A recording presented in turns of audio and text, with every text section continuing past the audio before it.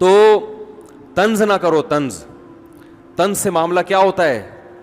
طنز تو جب لڑائی کرنی ہے پھر طنز ہے. وہ بھی ایک موقع آتا ہے کہ جب پھر تانے طبیعت سے دیا کرو. جب پھڈا ہی کرنا ہے, اب توڑنا ہی ہے, تو پھر چلے گا نا طنز. تو حتی الامکان, اسی وجہ سے میں اس کا بالکل قائل نہیں ہوں جوائنٹ فیملی کا اس زمانے میں, کیونکہ پتہ ہی نہیں چل رہا ہوتا. جو مظلوم ہوتی ہے وہ ظالم بنی ہوئی ہوتی ہے, جو ظالم ہوتی ہے وہ مظلوم بنی ہوئی ہے, تو پتہ ہی نہیں چل رہا ہوتا. بھائی تمیز سے الگ رکھو, اماں کو ملاؤ, جیسے ہی لڑنے لگو بولو اماں آپ کا گھر وہ ہے, آپ کا گھر وہ ہے. پھر بھی جوائنٹ فیملی ایک اللہ کی نعمت ہے, بشرطے کہ تمیز سے رہیں. کہ جب بھی ہمارے گھر میں بہو آتی ہے نا, تو میں اپنی بیگم کو سمجھا دیتا ہوں, اس پہ طنزیہ لہجہ کبھی بھی نہیں, چاہے کتنی غلط ہو, طنز نہیں کرنا ہے. اب بہویں بھی آج کل مارکیٹ میں ایسے آ رہی ہیں جن کو روٹی پکانا کھانا بہت طبیعت سے آتا ہے, ان کو پکانا بالکل بھی بولو نہیں ہے. کھلا دو, آپ کھا جائیں گی, حالانکہ ڈائٹنگ پہ ہوتی ہیں پھر بھی کھا جائیں گی, ٹھیک ہے نا. پکانے کا ان کو پتہ ہی نہیں ہوتا. اب جب سسرال میں گئی تو چلو تم بھی کبھی پکا دو, خود بھی پکا دو, ہمیشہ تو ہوٹل سے نہیں آئے گا, تو پکی نہیں رہی. ایکچولی پھر اس پہ شو بھی, ایکچولی اصل میں ہم لوگ تو پیزا اور برگر اور ایکچولی بس مجھے روٹی تو بنتی ہی نہیں ہے, مجھے تو اردو آتی ہی نہیں ہے. تو یہ کوئی کمال کی بات تو نہیں ہے نا. اردو میں اس کا اردو میں کیا کہتے ہیں اس کو, تو یہ کوئی خوشی کی بات تو نہیں. اگر اردو نہ آنا یہ کوئی خوشی کی, یہ فخر ہے بھائی اردو نہیں آتی, ہم اتنے نیک ہیں, ٹھیک ہے نا, ہمیں اردو آتی ہی نہیں ہے. تو کیا ہے, انہوں نے کہا کہ روٹی پکانی نہیں آتی. وہ نہیں آتی نا آج کل لڑکیوں کو, چائے بنانی نہیں آ رہی, وہ یوں. تو کہتے ہیں میں نے اپنی بیگم سے بولا ہوا ہے کہ کسی کو یہ نہیں کہنا ہے کہ تمہیں روٹی پکانا نہیں آتی. یہ کیا پکا دیا, ساسیں کہہ رہی یہ اس کو روٹی بولتے ہیں تیری. پھر پتہ ہے کیا ہے, تیری ماں نے, تمہاری ماں باپ نے تمہیں اتنا بھی نہیں سکھایا, تمہارے والدین نے تمہیں اتنا بھی نہیں سکھایا. یہ بہت نیک ساس جو ہے نا بڑے آرام سے کہے گی تمہارے والدین نے اتنا بھی نہیں سکھایا, اور زیادہ نیک ہوگی تو کہے گی کم از کم تمہارے والدین کو یہ تو سکھا دینا چاہیے تھا. یہ بہت نیک عورت کی بات کر رہا ہوں جو بغیر حساب کتاب کی جنت میں جائے گی, اس کی بات کر رہا ہوں. تانا تو ہو گیا نا, لیکن بڑے آرام سے, وہی والی بات ہے نا, اعصابی کمزوری ہے وہ نہیں, وہ چل رہا ہے بیچارہ دو کہ تمہاری ماں نے تمہیں روٹیاں پکانا تو کم از کم سکھا دینا. چلو میں سکھا دیں, لیکن ماں پہ طنز تو کر دیا نا بھائی, یہ کون سا اتنا بڑا کام ہے یار, روٹی پکانی نہیں آتی. دیکھو شریف ہے, کوئی چور نہیں ہے, ٹھیک ہے نا, شوہر سے وفا کر رہی ہے. تو آپ اس کو بتا دو کہ بیٹا آپ کو ماشاء اللہ بہت سارے کام آتے ہیں, تو اب روٹی پکانا بھی آپ کو آتی ہے, لیکن اور ذرا اچھی آ جائے تو وہ یوں میں بتا دیتی ہوں. یہ سمجھ میں آ رہی ہے بات. پھر دوسروں کے سامنے اس کی تعریف ہو بہو کی, اس کو یہ نہیں کہ اس کو تو روٹی پکانا میں نے سکھائی ہے, اپنے ماں باپ کے گھر سے تو روٹی بھی نہیں آتی تھی. وہ ایک روٹی خدا کی قسم بہو کے دل میں ایسی نفرت پیدا کرے گی. وہ عورت سمجھدار ہوتی ہے کہ تمہارا مقصد مجھے نیچے دکھانا ہے, میری اصلاح کرنا بولو نہیں. پھر وہ ساس بھی طنز, وہ بہو بھی طنز, پھر بہو بھی طنز مارنا شروع کر دیتی ہے. تو اب جب دونوں کے طنز چل رہے ہوتے ہیں نا, تو یہ جو مکھنچو ہے نا, اس کو پتہ ہی نہیں ہوتا کہ غلطی ہے کس کی. وہ کہہ رہا ہے یار وہ بھی صحیح کہہ رہی ہے میری ماں کہ اس کو تو روٹی پکانا نہیں آتی, واقعی نہیں آتی. تو جب نہیں آتی ہے تو اس کو بولنا چاہیے تھا کہ نہیں آتی. یہ کیوں کہہ رہی ہے مجھے آتی ہے, آپ کون, وہ پتہ ہے جواب میں کیا کہتی ہے, آپ کون ہوتی ہو مجھے سکھانے والی.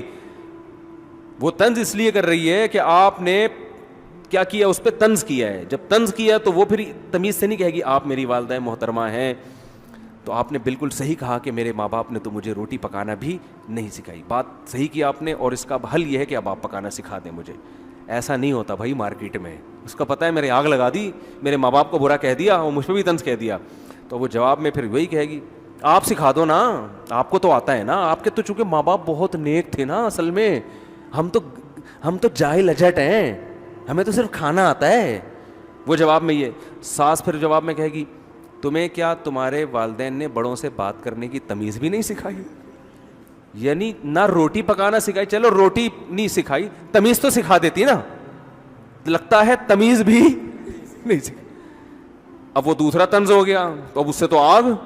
اب یہ مکھنچو جب شام کو میرا بیان سن کے, جس نے شادی کی تھی, جب یہ گھر پہنچے گا تو اس کو سمجھ میں آئے گا ان میں صحیح کون ہے غلط. طنز اس نے بھی کیا ہے, طنز اس نے بھی کیا, پہل کس نے کی یہ پتہ ہی نہیں چلے گا. اور خدا کی قسم قیامت آ جائے گی, عورتوں کی لڑائی میں یہ فیصلہ کرنا کہ ان میں صحیح کون ہے غلط کون ہے. کسی کے باپ, کوئی کائنات میں ایسا انسان کا بچہ پیدا ہوا ہی نہیں ہے. اس کا حل جب میرے پاس آتے ہیں میں کہتا ہوں الگ کرو ان دونوں کو, بہو کو الگ رکھو, ساس کو الگ رکھو. کہہ رہے نہیں میں چاہ رہا ہوں کہ جو غلطی ہے اس کو میں نے کہا یہ تیرا باپ فیصلہ کرے گا کہ غلطی کس کی ہے؟ یہ فیصلہ کون کرے گا؟ دونوں ایسے ہی بولیں گے, ایک تو بات کاٹیں گی, ادھر لے جا کے سنو گے اس کی, ادھر لے جا کے سنو گے, نہیں ہو سکتا فیصلہ بھائی. وہ رائی کا پہاڑ بناتی ہیں خواتین, اتنی سی بات کو بڑھا چڑھا کر. اور پھر ساس بہو میں ایک دفعہ یہ پیدا ہو گیا نا کہ یہ مجھ سے نفرت کرتی ہے, مجھے نیچا دکھانے کی, اور پھر اب تو ہر بات میں یہی ہوگا. اب یہ آٹومیٹک ہو گئے ہیں. ابھی ایسے جیسے آٹومیٹک گاڑی آپ نے چلا کے چابی اندر بھول گئے, دروازے لاک ہو گئے, اب کھڑے ہو کے دیکھو اب یہ کیا ہو رہی ہے, جا رہی, اب نہیں رکے گی یہ, اب آپ تماشا دیکھو. تو اس لیے میں کہتا ہوں تمیز سے رہنے کا طریقہ کیا ہے, پہلے اپنی بیگم کو بتا دو بہو آ رہی ہے, طنز بالکل نہیں کرنا. نہیں آتی روٹی پکانا تو بولو بھائی کوئی بات نہیں بیٹا, یہ تو ہوتا ہے, مجھے بھی نہیں. جھوٹ بول رہا ہے یار تھوڑی دیر کے لیے, بیٹا مجھے بھی نہیں آتی تھی, مجھے میری ساس نے سکھائی. کیا بارہ ہے, ایسے جھوٹ تو چلتا ہے, یہ تو ثواب ملے گا ایسے جھوٹ پہ. اور یہ 100% جھوٹ بھی نہیں ہے, کچھ نہ کچھ تو سکھایا ہوگا نا اس نے, تو تھوڑا سا بول دو اور وہ بھی اس کو بھی سکھا دو. تو ایسے گھر جنہوں نے شروع میں کنٹرول کر لیا نا, ان کے گھر جنت بنے ہوئے ہیں. 4 5 بہویں ایک ساتھ رہتی ہیں اور کوئی طنز نہیں ہوتا. اور ایسے گھر بھی الحمدللہ ہمارے معاشرے میں تھے کہ 4 بیٹے اور بہویں 6, پھر بھی الحمدللہ وہ چل گئے کسی نہ کسی درجے میں. خیر, تو طنز نہ کرو. طنز سے معاملہ کیا ہوتا ہے؟ طنز تو جب لڑائی کرنی ہے پھر طنز ہے. وہ بھی ایک موقع آتا ہے کہ جب پھر تانے طبیعت سے دیا کرو. جب پھڈا ہی کرنا ہے, اب توڑنا ہی ہے, تو پھر چلے گا نا طنز. تو حتی الامکان, اسی وجہ سے میں اس کا بالکل قائل نہیں ہوں جوائنٹ فیملی کا اس زمانے میں, کیونکہ پتہ ہی نہیں چل رہا ہوتا. جو مظلوم ہوتی ہے وہ ظالم بنی ہوئی ہوتی ہے, جو ظالم ہوتی ہے وہ مظلوم بنی ہوئی ہے, تو پتہ ہی نہیں چل رہا ہوتا. بھائی تمیز سے الگ رکھو, اماں کو ملاؤ, جیسے ہی لڑنے لگو بولو اماں آپ کا گھر وہ ہے, آپ کا گھر وہ ہے. پھر بھی جوائنٹ فیملی اللہ کی نعمت ہے, بشرطے کہ تمیز سے رہیں. تو طنز نہ کرو, نہ شاگردوں پہ طنز کیا کرو, نہ اپنی اولاد پہ طنز کیا کرو. باپ بیٹوں کو سمجھائے تو آرام سے, بیٹا یوں ہوتا ہے, ایسا ہے, تو ایسے آرام سے تمیز سے جب سمجھائے گا نا, تو کم از کم بیٹا محسوس کرے گا ابا میرے کو کیا دے رہے ہیں, عزت دے رہے ہیں. طنز کرو گے, ہم تو بیٹے کو پھر بھی کہتے ہیں یار باپ طنز بھی کرے برداشت کرو, لیکن آج کل جو اعصاب لوگوں کے کمزور ہیں, گٹکے کھانے والا کہاں برداشت کرے گا, سگریٹیں پی کے, گٹکے کا اور بھی بہت کچھ کام ہو رہے ہیں, تو وہ سب کرا کے وہ برداشت کیا ہو گئی, ختم. تو آرام سے تمیز سے ٹھنڈا کر کے آرام سے. ہمارے استاذ نے ایک واقعہ سنایا کہ ایک طالب علم جو تھا نا, پڑھائی میں دلچسپی نہیں لے رہا تھا, پڑھائی میں حالانکہ بہت ذہین تھا. جو معاشرے کی اصلاح چاہتے ہیں نا, ان کا ایٹیٹیوڈ یہ ہوتا ہے, حالانکہ ذہین ہے, پڑھ نہیں رہا. استاذ نے کبھی ایک تھپڑ, کبھی وہاں سے تھپڑ, ابا بھی کوٹ رہے ہیں پکڑ کے اس کو. تو کہہ رہے مجھے بتایا کہ یار اس کو مارتے رہتے ہیں. تو میں نے اس کو سائڈ پہ لے کر گیا. میں نے کہا بھائی پہلی بات میں گارنٹی دیتا ہوں آئندہ تم پہ کوئی ہاتھ نہیں اٹھائے گا. لڑکے کی عمر ہوگی 16-17 سال, بالکل ینگ. کہہ رہے میں نے کہا ہاتھ نہیں اٹھائے گا. تمہیں اتنا شوق ہے پڑھنے کا, تم پڑھتے کیوں نہیں ہو؟ عزت دی نا اس کو, اور کہا کہ دیکھو جو تمہارے دل میں بات ہے مجھے بتاؤ, میں تمہاری عزت کی بھی حفاظت, تمہارے راز کی بھی حفاظت کروں گا, کیونکہ تم تو بہت اچھا پڑھتے تھے, اچانک کیا ہو گیا تمہیں؟ کوئی میڈیکلی کوئی پرابلم ہو گئی ہے, کچھ بھی ہو گیا ہے, میں پہلی بات تمہارا راز رکھوں گا, تمہیں ذلیل نہیں کروں گا. تو اس نے کہا کہ مجھے عشق ہو گیا اپنی کزن سے, اور ہر وقت وہ میرے دماغ میں بسی رہتی ہے. واقعہ بھی پرانا, اس وقت موبائلوں کا زیادہ استعمال نہیں ہوتا تھا, اور میرے دماغ میں وہ گھس گئی ہے. مجھے ہر وقت اس کے خیالات آتے ہیں, ہر وقت اس سے ملنے کا شوق. اور میں یہ بات اپنے باپ سے نہیں کر سکتا, کیونکہ ہمارے گھر کا ایسا ماحول نہیں ہے کہ ابا سے کہیں ابا مجھے فلانی سے عشق ہو گیا. ابا کہہ کہ چماٹ لگایا, کم بخت اپنی عمر دیکھ تجھے پڑھنے کے لیے میں نے بھیجا ہے اور عشق ہو گیا, تو مولوی بن رہا, مدرسے کا طالب علم تھا, تو مولوی بن رہا ہے. تو اب کیا کیا کہ مدرسے کا تھا, پتہ نہیں کالج کا تھا, مجھے صحیح یاد نہیں ہے. واقعہ یہ ہو گیا کم از کم 20 سال پرانا. تو انہوں نے اس کو جا کے سمجھایا. انہوں نے کہا کہ کوئی بات نہیں, میں تمہارے والد سے بات کرتا ہوں. اس نے کہا نہیں آپ بات کریں گے, ابا غصے میں آ جائیں گے. انہوں نے کہا چھوڑو یار. ابا کو جا کے سمجھایا, دیکھو یہ اچھا بھلا لڑکا ہے, اتنے شوق سے پڑھ رہا تھا, یہ بندہ 2 نمبر نہیں ہے. ایک تو سست ہوتا نا, اس کم بخت کا تو کوئی علاج ہے ہی نہیں. سست کو تو تھپڑ ماریں گے نا تو وہ اور پڑ جائے گا کہ اب تو میرے زخم ہو, میرے تو تکلیف درد ہو رہا ہے, لیکن میں تو اب اٹھ ہی نہیں سکتا. تو اب یہ کہ غلط ہو گیا لیکن عشق ہو گیا ہے، تو آپ اپنے خرچے پہ اس کی شادی کرا دیں وہاں پہ، اگرچہ یہ جاب نہیں کر رہا لیکن آپ کا بچہ دوبارہ سے پڑھائی میں دلچسپی لے گا، کوئی بڑا ڈاکٹر بن جائے گا، بڑا انجینئر بن جائے گا، کیونکہ سب استاذ اس کی گواہی دے رہے ہیں کہ یہ پڑھنے میں بہت ایکسٹرا آرڈینری ذہین ہے، یہ محنتی بھی اور ذہین بھی. اب فالٹ یہ ہو گیا ہے تو آپ اپنے خرچے پہ کر دیں. جب یہ کمانا شروع کرے گا تو کھلائے گا نا بیوی کو. کوئی لوفر قسم کا لڑکا تو یہ ہے نہیں کہ آپ کے ذمہ داری پہ چھوڑ کے بھاگ جائے. تو اگر آپ کر لیں تو فائدہ ہوگا. اتنا کہہ رہے ہیں، اس کو سمجھایا، اس کے ابا راضی ہو گئے، ابا نے اپنے خرچے پہ شادی کر لی. کہہ رہے ہیں دوبارہ سے اتنا ماشاءاللہ پڑھ کے دیا، وہ اتنا ذہین، اس کے دماغ سیٹ ہو گیا نا، سیٹنگ پہ آ گیا.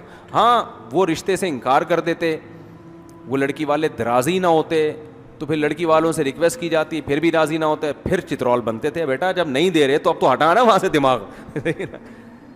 یہ تھوڑی کہ کوئی بھی کسی پہ لٹو ہو جائے تو بس وہ ہو گیا تو مل جائے گی. نہیں، عمل الانسان ما تمنا. اللہ قرآن میں فرماتے ہیں انسان کو ہر محبوب چیز نہیں ملتی، کچھ مل جائیں گی، کچھ میں صبر کرنا پڑے گا. تو ورنہ تو ساری دنیا کی سیٹنگیں اگر کامیاب ہو رہی ہوتی تو یہ ڈیٹنگ پوائنٹ اور چھپ چھپ کے ملاقاتیں کیوں ہوتی؟ جہاں پسند آئی پیغام بھیجا، ابا نے کہا لیا. ایسا نہیں ہوتا. ابا درمیان میں کباب میں ہڈی، اماں کباب میں ہڈی، پھر آپ کے ابا راضی ہو گئے تو پھر ان کے ابا ہڈی، ان کی اماں ہڈی، اتنے سارے ہڈے درمیان میں ہول سیل کے حساب سے پڑے ہوئے ہیں، اور اتنے کانٹے ان کو عبور کر کے کبھی مل جائے گا کبھی نہیں. تو جب نہیں ملا تو پھر وہی ہمارا فلسفہ، کہیں اور ٹرائی کرو بھائی.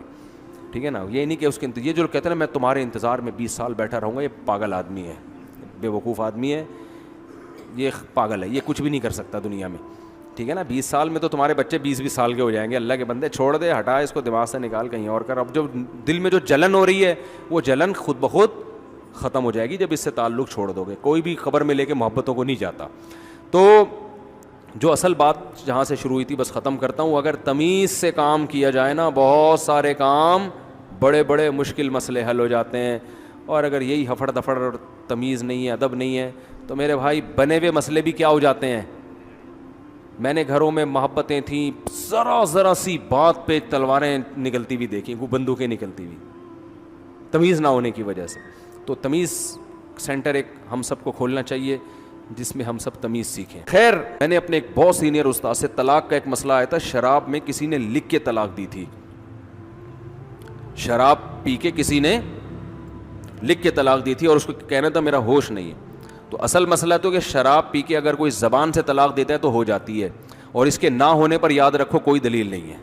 کیونکہ میرا یہ کلپ جیسے ہی جائے گا بہت سے لوگ حدیثیں پیش کرنا شروع کر دیں گے کہ نشے میں طلاق نہیں ہوتی. ایسی کوئی حدیث نہیں ہے کہ نشے میں طلاق نہیں ہوتی ہے. یہ حدیث میں یہ آتا ہے کہ اغلاق میں طلاق نہیں ہوتی، جب تالا پڑ جائے عقل پہ تو اس سے سوتا ہوا آدمی مراد ہے، یہ دیوانہ مجنون مراد ہے. جو شخص شراب پیتا ہے اسے یہ کمبخت کو پتہ ہوتا ہے کہ میں بیوی کو طلاق دے رہا ہوں. ٹھیک ہے نا، ماں کو نہیں دے رہا ہوتا، بیوی کو. تو ایسے، اور پھر شراب کی حالت میں شریعت نے کسی عمل میں ہمیں معاف نہیں کیا. شراب کی حالت میں آپ کسی کو چاقو مار دیں، قصاص لیا جائے گا آپ سے، حالانکہ قصاص معمولی شبہات سے ساقط ہو جاتا ہے. جرم کی نوعیت ذرا سی کم ہو تو قصاص نہیں ہوتا، قتل نہیں کیا جاتا. زنا کر لیں تو کوڑے. شراب پی کے اگر کوئی بدکاری کرے گا نا تو اس کو کوڑے لگیں گے. حالانکہ زنا کی جو حدود ہے نا، زنا کی حد معمولی سے شبہ سے کیا ہو جاتی ہے، بولو، ساقط ہو جاتی. مثال کے طور پر ایک آدمی نے کسی عورت سے زنا کیا اور بولا کہ یہ میری بیوی ہے، اور اس پہ جو ہے وہ گواہ پیش کر دیے اس نے. اب گواہ جھوٹے ہیں سچے ہم، لیکن وہ تو ایک الگ مسئلہ ہے کہ بیوی ہے یا نہیں ہے، لیکن کم از کم زنا کی حد جاری نہیں ہو سکتی کیونکہ قاضی کو کیا ہو گیا ہے، شبہ پیدا ہو گیا، یار یہ ہے بھی کہ نہیں ہے. تو یہ حدود معمولی سے بھی کہیں جرم کی نوعیت میں کچھ کمی ہو یا شبہ ہو تو یہ کیا ہو جاتا ہے، حد ساقط ہو جاتی ہے کہ بھئی بہت بڑی سزا ہے نا، ذرا سا بھی شبہ ہو، یعنی اس کے جرم کی نوعیت میں ذرا سی بھی کمی ہو تو حد ساقط. اب ایک آدمی شراب پی کے زنا کرتا ہے تو وہ کہہ سکتا ہے کہ جج صاحب میں تو پی کے ٹن ہو گیا تھا، مجھے تو پتہ ہی نہیں تھا، میں شادی شدہ ہوں، یہ غیر شادی شدہ، مجھے تو نہ یاد تھا. تو کسی کا بھی مذہب نہیں ہے کہ اس پہ زنا کی سزا جاری نہیں ہوگی. یار اس بیچارے کو کیا پتا، کوڑے پڑیں گے. زنا شادی شدہ ہے تو رجم ہوگا، کنوارا ہے تو کوڑے پڑیں گے. تو یہ اسلام نے شراب پی کے جب آپ کوئی عمل کرتے ہیں تو اس کا بالکل اعتبار کیا نہیں ہے. بعض لوگ اس پہ یہ دلیل دیتے ہیں کہ کلمہ کفر اگر کوئی شخص کہہ دیتا ہے وہ جبری طلاق میں کہتے ہیں. احناف کے یہاں جبری طلاق بھی ہو جاتی ہے کہ اگر مار پیٹ کے کسی نے زبان سے طلاق نکلوا لی پھر بھی ہو جائے گی.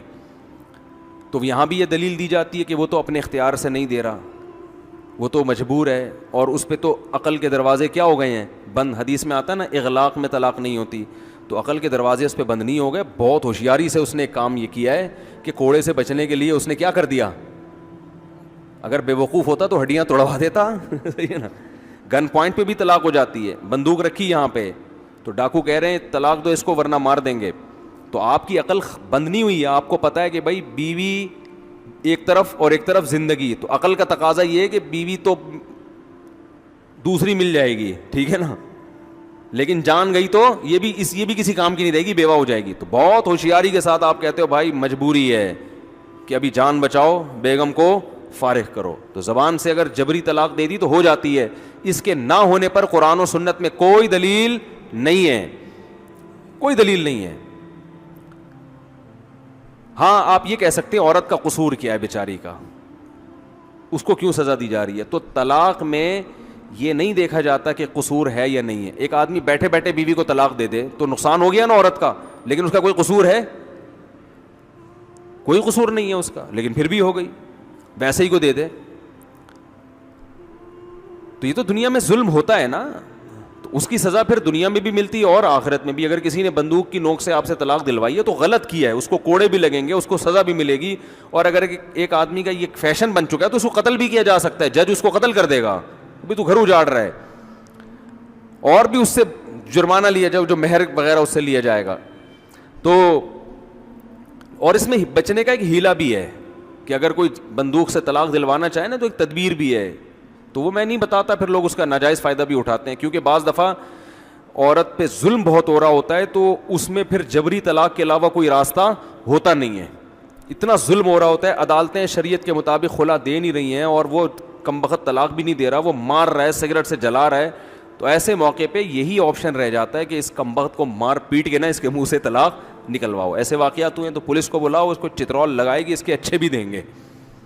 سمجھ رہے ہو, کیونکہ عدالتوں تو نہیں خیال کرتی. تو بعض لوگ اس پہ یہ کہتے ہیں کہ جبرن جب کلمہ کفر کہنا معاف ہے, جب آپ نے گن پوائنٹ پہ کسی نے کلمہ کفر زبان سے نکال لیا تو کفر جب اتنا بڑا جرم ہے وہ معاف ہے, تو طلاق معاف کیوں نہیں ہے؟ سمجھ رہے ہیں کہ نہیں سمجھ رہے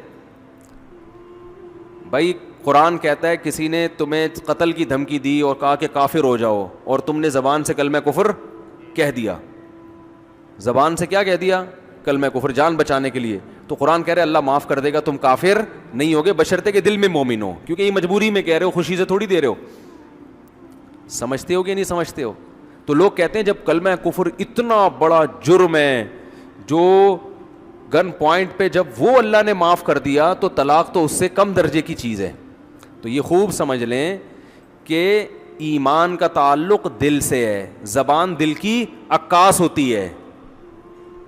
اس لیے عام حالات میں شریعت نے زبان کو دل کا ترجمان بنایا ہے کہ جو زبان سے کہے گا وہی, اور عام حالات میں اسلام نے رکن بنایا ہے کہ اقرار باللسان, جب تک اقرار باللسان نہیں ہوگا محض دل سے ایمان کافی نہیں ہے. لیکن حقیقی مدار زبان پہ نہیں ہے, کیونکہ منافق زبان سے اقرار کرتے تھے پھر بھی کیا تھے؟ کافر, کیونکہ دل سے کیا تھے؟ منکر. لہذا قرآن نے کہا جب کوئی جبری طلاق تم سے دلوا رہا ہے تو تم دل سے راضی نہیں ہو, مجبوری میں زبان سے کہہ رہے ہو تو ہم تمہارا یہ عذر مان لیتے ہیں, چلو ٹھیک ہے. کیونکہ ایمان کا تعلق کس سے ہے؟ دل سے, جبکہ طلاق کا تعلق دل سے نہیں ہے, کس سے ہے؟ زبان سے ہے. آپ دل میں خوش نہیں ہو پھر بھی دے رہے ہو طلاق. کتنے لوگ 3 طلاقیں دے کہتے ہیں یار میں دل سے تو بالکل بھی راضی نہیں تھا. اسلام نے طلاق کے احکام کا مدار دل پہ بالکل بھی نہیں رکھا ہے, صحیح ہے نا؟ کس پہ رکھا ہے؟ زبان پہ. اس کی عقلی دلیل بھی ہے کہ اس طرح تو پھر بہت سی طلاقیں نہیں ہوں گی. لوگ کہتے ہیں ہم دل سے خوشی نہیں تھے اس طلاق کے دینے پر, بس وہ جذبات میں ہم نے دے دی. اور دوسری بات یہ حدیث سے بھی ثابت ہے کہ طلاق میں دل کا مدار نہیں ہے. تبھی حدیث میں آتا ہے ثلاث جدہن جد وہزلہن جد, 3 چیزیں ایسی ہیں جن میں حقیقت بھی حقیقت اور مذاق بھی حقیقت. تو طلاق اگر مذاق میں بھی دی جائے تو ہو جاتی ہے, حالانکہ مذاق میں طلاق دینے والا دل سے طلاق دینا نہیں چاہتا. وہ کہتا ہے میں تو محض ایک مذاق کر رہا تھا. جیسے مذاق میں آپ کسی کو الو کا پٹھا کہتے ہیں معذرت کے ساتھ, وہ غصے میں آ گیا بھائی مذاق کر رہا ہوں, سیریس کیوں ہو رہے ہو, دل سے میں تمہیں الو کا پٹھا نہیں کہہ رہا, میں چیک کر رہا تھا تمہارے اندر کرنٹ کتنا ہے صحیح ہے, تمہارے اندر برداشت کتنی ہے, یہ کرنٹ چیک کر رہا تھا, کیونکہ ویسے تو کرنٹ تاروں میں آ نہیں رہا. تو بہت سے کام انسان مذاق میں کہتا ہے, خرید و فروخت مذاق میں نہیں ہوتی.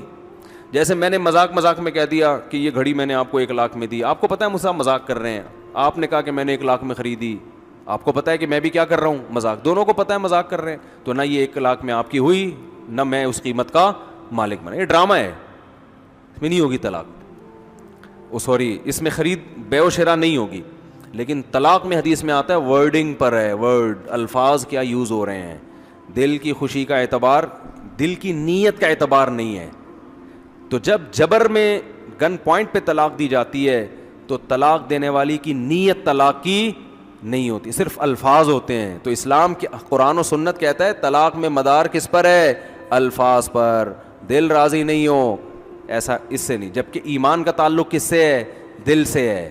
تو گن پوائنٹ اس کی علامت ہے کہ دل سے راضی نہیں ہے, مجبوری میں زبان سے کہہ رہا ہے. تو جیسے منافق دل سے اسلام کو پسند نہ کرے, زبان سے 100 دفعہ کلمہ پڑھے تو وہ مسلمان نہیں ہوگا. اور کسی کے ہاں بندوق رکھی ہوئی ہو اور وہ دل سے مومن ہو, زبان سے کلمہ کفر کہہ دے تو وہ کافر نہیں ہوگا. لیکن طلاق میں اگر کوئی شخص دل سے طلاق سے راضی نہیں ہے لیکن زبان سے مذاق میں یا کسی بھی طرح سے کہہ دے تو طلاق ہو جائے گی. اور دل سے طلاق پہ راضی ہو گیا ہے, وہ دل میں کہہ رہا ہے بس میں نے دے دی نا, دل میں کہہ رہا ہے, لیکن زبان سے کیا کہتا ہے, نہیں دی, تو ہوگی نہیں ہوگی. زبان سے دے گا, زبان سے نہیں دے رہا تو نہیں ہوگی. صاف پتہ چلتا ہے کہ طلاق کے حکام کس پہ چلتے ہیں بھائی, زبان پہ. سمجھتے ہوئے نہیں سمجھتے, اس لیے جبری طلاق بھی ہو جاتی ہے. اور سعودی عرب کی عدالتیں تو ان کے علماء فتویٰ دیتے ہیں کہ جبری نہیں ہوتی کیونکہ حنبلی فقہ کو فالو کرتے ہیں, لیکن عدالتیں جبراً صبح شام طلاقیں دلوا رہی ہوتی ہیں کیونکہ ان کے پاس اس مسئلے میں فقہ حنفی کے علاوہ کوئی راستہ ہے نہیں. کیونکہ جب ظالم مردوں کے کیسز آتے ہیں نا تو عدالت کہتی ہے 2 طلاق دو. جب پتہ چل جاتا ہے نا ظالم ہے تو سعودیہ کی عدالت کہتی ہے 2. وہ کہہ رہا ہے تو میں نہیں دے رہا, تو اس کو شرطیں ورتے کھڑے ہوئے ہوتے ہیں, 2-4 سعودی شرطیں آنکھیں دکھاتے ہیں, وہ دیتا ہے. عدالت تو جبری کر رہی ہوتی ہے نا, اس کو پتہ ہے جیل میں ڈال دیں گے. تو وہاں سب جبری طلاقیں ہو رہی ہیں, وہاں کوئی نہیں کہتا کہ جبری طلاق نہیں ہوتی. ہمارا بس خون پیا ہوا ہے کہ تم اندھے مقلد ہو, تم قرآن و سنت کو فالو نہیں کرتے. حدیث میں تو آتا ہے لا طلاق ولا عتاق فی اغلاق, حدیث میں یہ کہیں بھی نہیں, اغلاق کا مطلب آپ اپنی طرف سے کر رہے ہو یہ. اور ایک روایت میں آتا ہے کہ ایک صحابیہ نے وہ ایک اپنے شوہر کے سینے کے چڑھ پہ نا, سینے پہ چڑھ کے چھورا رکھ دیا. یہ روایت بتاتے ہوئے ڈر لگتا ہے کہ کر نہ لیں کوئی خاتون نے, چھورا رکھا, بولا مجھے طلاق دو, اس نے دے دی بیچارہ, 3 طلاقیں دے دی. تو جب نبی کے پاس کیس گیا آپ نے فرمایا لا قیلولۃ فی الطلاق, طلاق میں اقالہ نہیں ہوتا, فسخ نہیں ہوتا, ہو گئی ہے. وہ الگ بات ہے کہ اس عورت کو سزا دی جائے گی, کچھ بھی ہوگا. تو بعض علماء اس حدیث کی سند پہ کلام کرتے ہیں کہ یہ حدیث کی سند ٹھیک نہیں ہے, لیکن ایسا نہیں ہے کیونکہ ابھی اس کا موقع نہیں ہے, تو پھر اس پہ کسی وقت, لیکن روایت بھی ہمیں ملتی ہے. اس روایت کو ضعیف بھی قرار دے دو تو باقی تو وہ جو حدیث تو ہے نا کہ 3 چیزیں مذاق میں بھی کیا ہیں, حقیقت ہیں. تو اس سے پتہ چلتا ہے کہ اس میں شریعت نے زبان پہ مدار. نکاح بھی ایسا ہی ہے, آپ دل سے راضی نہیں ہو نکاح کرنے پر, لیکن قاضی نے جب کہا کہ قبول ہے بول لے, تو آپ نے بولا قبول ہے, ہو گیا قبول ہے, آپ کی بیوی بن گئی ہے. اب طلاق دو گے تو مہر دینا پڑے گا. آپ بولو گے میں تو, مجھے بالکل خدا کی قسم اتنا افسوس ہو رہا ہے نا, کہو گے آپ کو افسوس ہو یہاں. البتہ تحریر میں ایسا نہیں ہے. فقہا یہ بہت ذہین دماغ ہیں فقہا کے. آج ان فقہا سے ہمیں بدگمان کیا جا رہا ہے اور 15ویں صدی کے مولویوں کا مقلد بنایا جا رہا ہے. فقہا نے یہ بات لکھی ہے کہ جبری طلاق ریٹن میں نہیں ہوتی. ریٹن میں لکھ کے اگر کوئی زبردستی مار پیٹ کے یا دباؤ ڈال کے دے رہا ہے اور آپ دل سے راضی نہیں ہو, پھر لکھنے سے نہیں ہوگی طلاق. کیوں؟ اس لیے کہ شریعت نے مدار کس پہ رکھا ہے, زبان پہ. لکھائی زبان کی عکاسی ہے, تحریر کس کی عکاسی ہے, بولو, زبان کی. تو یہ عکاس یعنی ترجمانی کرتی ہے تحریر کس کی, زبان کی. تو یہ جب جبرن دلوائی جا رہی ہو نا, لکھوایا جا رہا ہو, تو یہ زبان کی عکاسی نہیں کر رہی ہوتی. وہ کہہ سکتا ہے کہ میں اس پہ راضی نہیں تھا, میں جو لکھ رہا ہوں میں اپنی زبان کو تحریری شکل میں نہیں لکھ رہا, میں اپنے الفاظ کو ریٹن فارم میں نہیں لے کر آ رہا.